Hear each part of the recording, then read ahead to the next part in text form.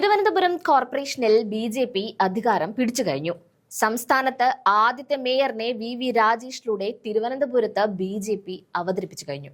ഇതോടെ കേരളം പിടിച്ചു വന്ന ധാരണയിലാണ് ബി.ജെ.പി. മുന്നോട്ട് പോകുന്നത്. ഇനിയും വൈകിക്കാതെ ഏപ്രിൽ മെയ് മാസത്തിൽ നടക്കുന്ന തെരഞ്ഞെടുപ്പിനൊരുങ്ങുവാൻ ബി.ജെ.പി. തയ്യാറെടുത്തു കഴിഞ്ഞു. എന്നാൽ തിരുവനന്തപുരം കേരളത്തിലെ വെറും ഒരു കോർപ്പറേഷൻ മാത്രമാണെന്നും അവിടുന്ന് മിനിമം 2-3 MLA-മാരെ സൃഷ്ടിക്കുന്ന പാർട്ടിയായി ബി.ജെ.പി. വളരണമെങ്കിൽ ഇനിയും ഏറെ ദൂരം പോകണമെന്നത് വസ്തുത മാത്രമാണ്. എന്നാൽ തലസ്ഥാനം പിടിച്ചതോടെ ഇനി അതും സാധ്യമാക്കണമെന്ന നിർദ്ദേശം കേരളത്തിലെ ബി.ജെ.പിക്കാർക്ക് ദേശീയ നേതാക്കന്മാർ നൽകി കഴിഞ്ഞു. അതിനുവേണ്ടിയാണ് സ്ഥാനാർത്ഥി നിർണയം അടക്കമുള്ള കാര്യങ്ങളിലേക്ക് ബി.ജെ.പി. കടക്കുന്നത്. 25 സീറ്റാണ് പ്രധാനമന്ത്രി നരേന്ദ്രമോദി ബി.ജെ.പിക്ക് നൽകുന്ന ടാർഗറ്റ്. മിഷൻ 2026 എന്ന പേരിലാണ് ബി.ജെ.പിയുടെ നിയമസഭാ തെരഞ്ഞെടുപ്പ് തന്ത്രങ്ങൾ അണിയിച്ചൊരുക്കുന്നത്. ജനുവരിയിൽ കേരളം സന്ദർശിക്കുന്ന പ്രധാനമന്ത്രി നരേന്ദ്രമോദി ഈ പദ്ധതി ഔദ്യോഗികമായി പ്രഖ്യാപിക്കും. ഇനിയും തോൽവിയാണ് ഫലമെങ്കിൽ കേരളത്തിലെ ബി.ജെ.പി. അടക്കം പിരിച്ചുവിട്ട് പുനഃസംഘടിപ്പിക്കുമെന്ന അന്ത്യശാസനവും നേതാക്കളിൽ നിന്നുണ്ടാകുമെന്ന് ഉറപ്പാണ്. കേരളത്തിലെ മുഴുവൻ മണ്ഡലങ്ങളിലും ശ്രദ്ധ കേന്ദ്രീകരിക്കുന്നതിന് പകരം ജയിക്കാൻ സാധ്യതയുള്ള മണ്ഡലങ്ങൾ കേന്ദ്രീകരിച്ച് പ്രവർത്തിക്കാനാണ് ബി.ജെ.പിയുടെ തീരുമാനം. ഇതിനായി കഴിഞ്ഞ നിയമസഭാ ലോക്സഭാ തെരഞ്ഞെടുപ്പുകളിൽ മുന്നേറ്റമുണ്ടാക്കിയ എ ക്ലാസ് മണ്ഡലങ്ങൾ കേന്ദ്രീകരിച്ചാകും ഇത്തവണ പ്രവർത്തനം നടക്കുന്നത്. കഴിഞ്ഞ നിയമസഭാ ലോക്സഭാ തെരഞ്ഞെടുപ്പുകളിൽ മുന്നേറ്റമുണ്ടാക്കിയതും പാർട്ടി വിജയസാധ്യത കൽപ്പിക്കുന്നതുമായ 36 എ ക്ലാസ് മണ്ഡലങ്ങളാണ് ഇതിനായി തെരഞ്ഞെടുത്തിരിക്കുന്നത്. തദ്ദേശ തെരഞ്ഞെടുപ്പിലെ കണക്കനുസരിച്ച് 30,000-ലധികം വോട്ടുകളുള്ള 29 മണ്ഡലങ്ങളിലും 40,000-ലധികം വോട്ടുകളുള്ള 7 മണ്ഡലങ്ങളിലും പ്രവർത്തനങ്ങൾ ശക്തിപ്പെടുത്തും. ആകെ 36 മണ്ഡലങ്ങളിലാണ് ശക്തരായ സ്ഥാനാർത്ഥികളെ നിർത്തുക. ശേഷിക്കുന്ന 104 മണ്ഡലങ്ങളിൽ സ്ഥാനാർത്ഥികളെ നിർത്തുമോ എന്ന് ഇനിയും ബി.ജെ.പി. വ്യക്തമാക്കുന്നില്ല.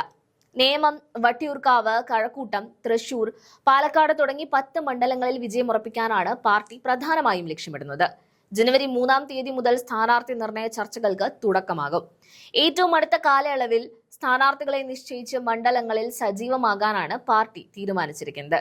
ഓരോ മണ്ഡലത്തിലും കഴിഞ്ഞ 3 നിയമസഭാ തെരഞ്ഞെടുപ്പുകളിലെ വോട്ടിംഗ് പാറ്റേൺ ഉൾപ്പെടെ വിശദമായി വിലയിരുത്തിയാകും സ്ഥാനാർത്ഥി നിർണയം പുരോഗമിക്കുന്നത്.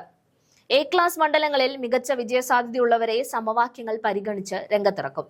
ഈ തെരഞ്ഞെടുപ്പിനപ്പുറം 2031-ലെ നിയമസഭാ തെരഞ്ഞെടുപ്പ് കൂടി മുൻകൂട്ടി കണ്ട് മണ്ഡലങ്ങളിൽ സജീവമായി പ്രവർത്തിച്ച് സ്വാധീനമുറപ്പിക്കാൻ കെൽപ്പുള്ളവരെ മറ്റ് നിയമസഭാ മണ്ഡലങ്ങളിൽ സ്ഥാനാർത്ഥികളായി നിർദ്ദേശിക്കണമെന്നും ജില്ലാ നേതൃത്വങ്ങൾക്ക് നിർദ്ദേശം നൽകിയിട്ടുണ്ട്.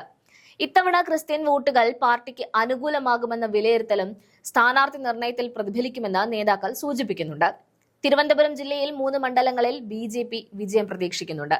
നേമത്ത് രാജീവ് ചന്ദ്രശേഖറും കഴക്കൂട്ടത്ത് വി മുരളീധരനും വട്ടിയൂർക്കാവിൽ ആർ ശ്രീലേഖയും മത്സരിക്കുമെന്നാണ് നിലവിലെ സൂചനകൾ.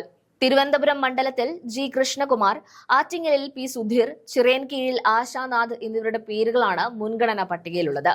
കെ സുരേന്ദ്രൻ, എൻ.ടി. രമേശ്, ശോഭാ സുരേന്ദ്രൻ, കുമ്മനം രാജശേഖരൻ തുടങ്ങിയ മുതിർന്ന നേതാക്കളും മത്സരരംഗത്തുണ്ടാകുമെന്ന് പ്രതീക്ഷിക്കുന്നുണ്ട്.